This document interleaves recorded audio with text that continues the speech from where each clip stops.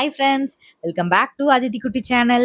இன்னைக்கு என்னோட ஸ்டைலில் குயிக்காக டேஸ்ட்டாக 5 நிமிஷத்தில் வேர்க்கடலை சட்னி எப்படி பண்ண போகிறேன் அப்படிங்கிறதா இந்த வீடியோவில் நீங்கள் பார்க்க போகிறீங்க. பேச்சுலர்ஸ் உங்களுக்கு ரொம்ப யூஸ்ஃபுல்லாக இருக்கும். ஸ்கிப் பண்ணாமல் வீடியோ பாருங்கள். அதுக்கு என்னென்ன பொருள் எடுத்து வச்சுருக்கேன்னு பார்க்கலாம் வாங்க. நான் வந்து பச்சை வேர்க்கடலை எடுத்திருக்கேன். நீங்கள் வறுத்த வேர்க்கடலையும் எடுத்துக்கலாம். நான் பச்சையை எடுத்து இனிமேல் தான் வறுக்க போகிறேன். சின்ன வெங்காயம் ஆட் பண்ணிக்கங்க. இந்த டிஷ்ஷுக்கு வந்து சின்ன வெங்காயம் தான் டேஸ்ட்டாக இருக்கும். கருவேப்பிலை தாராளமாக போட்டுக்கலாம். வரமிளகா வந்து நான் 6 மிளகா எடுத்திருக்கேன். புளி எடுத்திருக்கேன். மல்லி, சீரகம், இவ்வளோதாங்க நம்ம வேர்க்கடலை சட்னிக்கு தேவையான பொருள். இப்போ வந்து நம்ம வேர்க்கடலையை வறுத்துக்கலாம். வேர்க்கடலை வந்து நீங்கள் வறுத்து செஞ்சிங்கன்னா டேஸ்ட்டாக இருக்கும். கடையில் வாங்குறதோட நீங்கள் ஃப்ரெஷ்ஷாக இப்படி வாங்கி நீங்களே வந்து வறுத்துக்குங்க. பொன்னிறமாக வறுத்திங்கன்னா போதும். இந்த அளவுக்கு கலர் சேஞ்ச் ஆனால் போதும். இதை வந்து நம்ம ஆறட்டும், ஒரு ஓரமாக வச்சிடலாம். இப்போ இன்னொரு பேன் வச்சுக்கலாம். ஆயில் ஆட் பண்ணி வெங்காயம் போட்டுக்கலாம். கருவேப்பிலை, வரமிளகா, சீரகம், மல்லி இதெல்லாம் போட்டு நல்லா வணக்கணும். வெங்காயம் வந்து கோல்டன் ப்ரௌன் கலரில் வரணும். உப்பு ஆட் பண்ணி வணக்கிட்டிங்கன்னா ப்ரௌன் கலரில் சீக்கிரமாக வந்துடும். அவ்வளோதாங்க, நம்ம வெங்காயம் வந்து வதங்கிருச்சு. இப்போ நம்ம வேர்க்கடலை இதில் ஆட் பண்ணிக்க வேண்டியதுதான். இது வந்து ஆறட்டும். அதுக்குள்ளே வந்து நம்ம கோதுமை தோசை ரெடி பண்ணிடலாம். வேர்க்கடலை சட்னிக்கு கோதுமை தோசை தான் டேஸ்ட்டு சூப்பராக இருக்கும். நீங்கள் யாரெல்லாம் ட்ரை பண்ணலையோ நெக்ஸ்ட் டைம் நீங்கள் வேர்க்கடலை சட்னி அரைக்கும் போது கோதுமை தோசை ட்ரை பண்ணி பாருங்கள். டேஸ்ட் வந்து அட்டகாசமாக இருக்கும். கோதுமை மாவு எடுத்திருக்கேன், 2 கப் எடுத்திருக்கேன். தேவையான அளவு உப்பு ஆட் பண்ணிக்கலாம். தண்ணி ஆட் பண்ணி கட்டி இல்லாமல் நல்லா வந்து கரைச்சிக்குங்க. கட்டி இருந்ததுன்னா அங்கங்கே கட்டி கட்டியாக இருக்கும். அதனால நல்லா மிக்ஸ் பண்ணிக்கலாம். கொஞ்சம் கொஞ்சமாக தண்ணி ஆட் பண்ணி மிக்ஸ் பண்ணிடுங்க.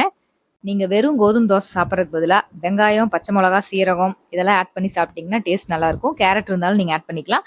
கொத்தமல்லி தழை இருந்தாலும் ஆட் பண்ணிக்கலாம். என்கிட்ட இல்லை, அதனால நான் போடல. மாவு வந்து இந்த அளவுக்கு கட்டியே இல்லாமல் இந்த கன்சிஸ்டன்சியில் கரைச்சி வச்சுக்கோங்க. இப்போ நம்ம வெங்காயம், பச்சை மிளகா இதெல்லாம் ஆட் பண்ணிக்கலாம். நான் வந்து இன்றைக்கி பிளைன் கோதுமை மாவு தான் எடுத்திருக்கேன். நீங்கள் இது கூடயே அரிசி மாவு ஆட் பண்ணுறனாலும் ஆட் பண்ணிக்கலாம். அரிசி மாவு ஆட் பண்ணிங்கன்னா தோசை வந்து மெலிசா மொறுமொறுன்னு வரும். இப்போ இந்த மாவு வந்து ஒரு 10 நிமிஷம் ஊறிட்டு இருக்கட்டும். அதுக்குள்ளே வந்து நம்ம வதக்கி வச்சுருந்த வெங்காயம், கடலையெல்லாம் வந்து ஆறி இருக்கும். இப்போ நம்ம வந்து சட்னிக்கு ரெடி பண்ணலாம்.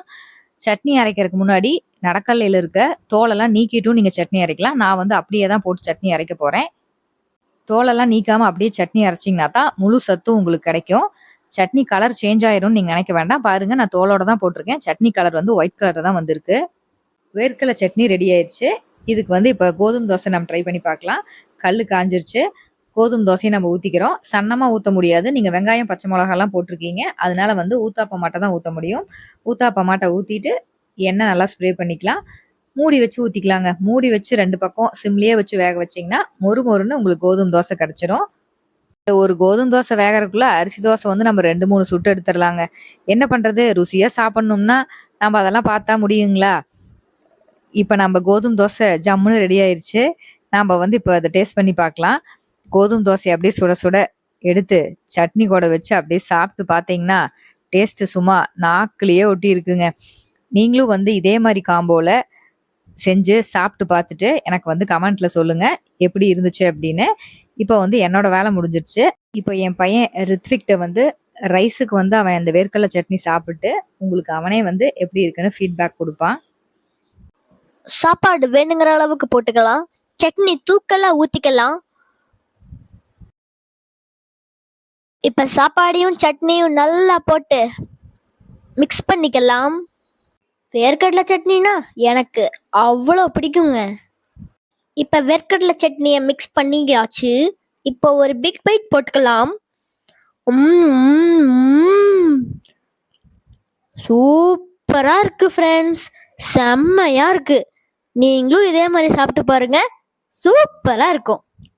நாங்கள் சாப்பிட்றத பார்த்ததையுமே உங்களுக்கும் சாப்பிட்லான்னு ஆசை வந்திருக்குமே.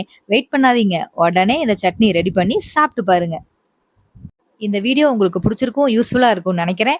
இதே மாதிரி தொடர்ந்து வீடியோ பார்க்கறதுக்கு நம்ம அதிக்குட்டி சேனலை லைக் பண்ணிருங்க, சப்ஸ்கிரைப் பண்ணிருங்க, மறந்துடாமல் ஹைப் பண்ணிருங்க. இன்னொரு வீடியோவில் பார்க்கலாம். Bye friends.